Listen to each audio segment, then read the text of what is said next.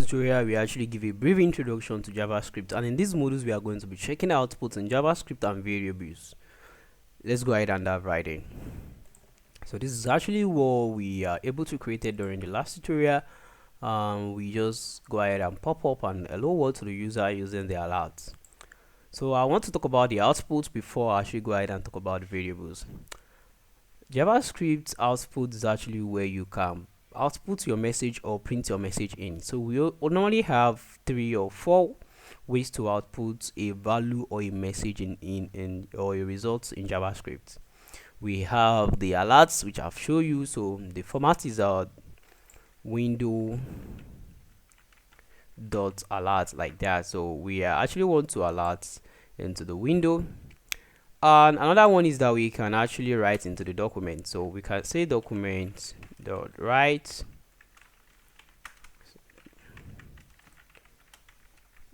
hello world. We can write into the document like this. Then we can just go ahead and write into the console.log. You can write inside the browser console, same message, hello world, or we can decide to write inside the inner HTML of the web page. So we decide to write inside of a tag. Let's just go ahead. Before we can write inside of a tag, is actually very important for us to know that we need to have a specific target of our file where we actually want to, the specific target of the tag where we actually want to write in. So the first thing I'm going to do, I'm going to create a paragraph tag with an ID of output. Then we can close it up like this and leave it empty like that. So if you go back to the page, we refresh, you see nothing is actually happening than the normal hello world that is happening. And if I click OK, we can see it's actually writing inside the document the hello world. And if I press F12 and go inside my browser console right here, which is my console right here, I am having a message right from this side that's actually saying hello world 2 right here. So this is the console.log, this is the document.write, which is actually right inside the document, and we need to go ahead and actually execute the fourth one, which is going to write inside the HTML page instead of writing inside the document. So since we have seen this theory, so I'm going to just go ahead and clear it off. And what we are going to do, we are going to tell JavaScript to actually go inside this document and select the element that has the ID of output and write inside the element, which is the inner HTML now. So let us go ahead and do that. We can do document. So what we are saying here, we are referring to this document right here. We say go ahead, dot means then. So in JavaScript, dot actually simplify go ahead and do something, or a kind of a linking sign between objects to access the other attributes that they actually need. So we can say get elements by ID. This is a syntax. So we just need to go ahead and put the real name of the element right here. So the ID is output. We just go ahead and write it there. So output. So let me just put this on a very bigger screen so we can see. Okay, document.get element by the output. Then go ahead again and write inside the inner HTML and write hello world. So that's just the syntax. Let's go ahead and refresh the page right now. So when I refresh the page, you realize we have the hello world right here. And that is how you can actually go ahead and write things or output your results in JavaScript. So what I did was simple. Let's just go ahead and do a very quick recap. The first thing is the window dot alerts. Then you can input your message here. Your message goes right in between here, message here. Then we can also go ahead and do a console.log and log into the browser console. Then the same thing, the message here again, or we can do a document.write, which we can actually go ahead and write inside the document. Then we say a message go here again. So these are actually the 4 primary output you want to use in JavaScript. So let's go ahead and talk about variables. So variables are actually a container that is used in JavaScript to hold information or to hold a value of data. So to declare a variable in JavaScript, we use the word var, it stands for the variable, then followed by the name of variable that we actually want to declare. Then assigning a value to a variable, we are going to use the equal sign, then followed by the value here. So the value we are actually trying to assign to a variable. This is just a very basic syntax of it. Let's go ahead and go now. So let's say we want to actually display a variable. We want to create a variable name message.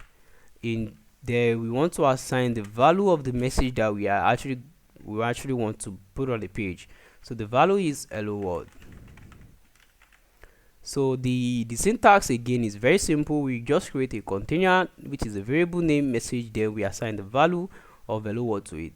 Then we want to go ahead and tell the document to go ahead and get the element again by ID of output.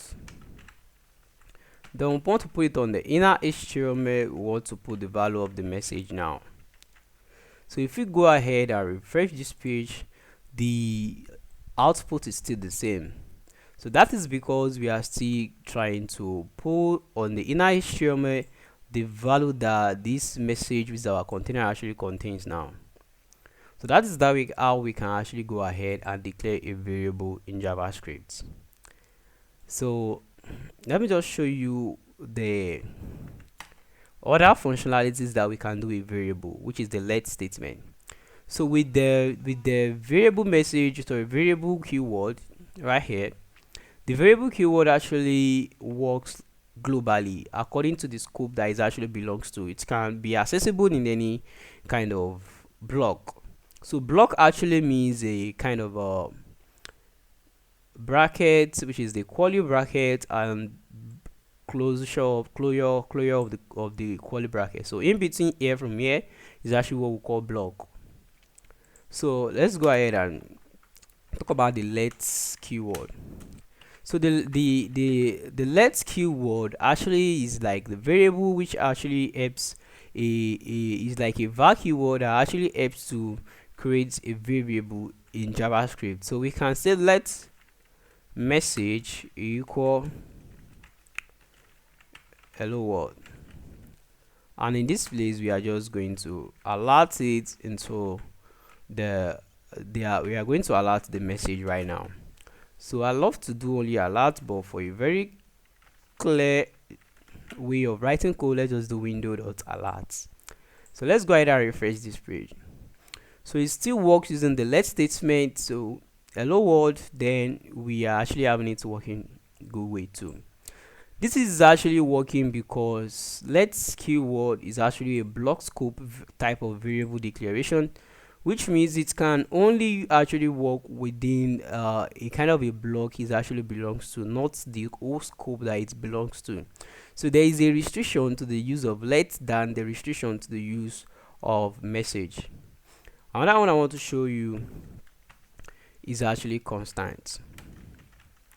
So a constant variable actually means that this is actually a constant value that is not going to change at all. The same way is actually sounding constant. So the constant actually have a lot of restriction than the let. The constant attribute is no a constant variable is not actually manipulated, so it's not manipulatable. You can't go ahead and manipulate the value of a constant variable when you have already assigned a value to it. I'm going to show you for a second. Let's just see how this works in our web browser. Let's refresh this page and you can see it's actually working fine. So hello world. Oh my god, did I just put LL? Okay, good. What you actually need about the var, you need to know about the var, the let, and the constant is this. So if you can see, I'm having a green looking text right now, and that is how to actually go ahead and write a comment, a single line comment in JavaScript. So a comment is actually a kind of a technical way of embedding text that is not going to be executed in your code inside your actually editor or inside your code. So comments are usually used by programmers and developers to know what they are doing or to actually explain what a particular block of code is actually doing. So I'm using the comments to actually comment this up, not to be executed as part of the code that I want to execute. So that is why they are there. Let me just go ahead and clear all this up, and let's talk about them one by one.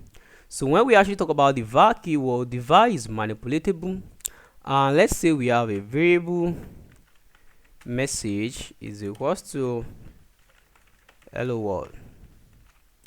We can go ahead and to the next line to manipulate the value of the message, and we can say it is equals to hello JavaScript. Then if we go ahead and do a window dot alerts, then we go ahead and alert the value of the message. If we refresh this, you see, instead of actually telling us that the value is hello world, is telling us is now hello JavaScript here. And that is because on the last line we have actually go ahead and manipulate the value of a of a message variable. So that's that about message. What about how about we actually go ahead and change this to let? So instead of using the var keyword, what I just go ahead and do is change this to let.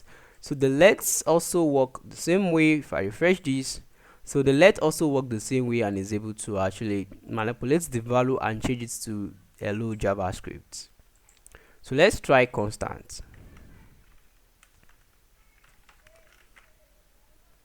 So constant variable, as I said, is not manipulatable. The value, once it's a constant value, is not changeable. Let's go ahead and refresh this page now.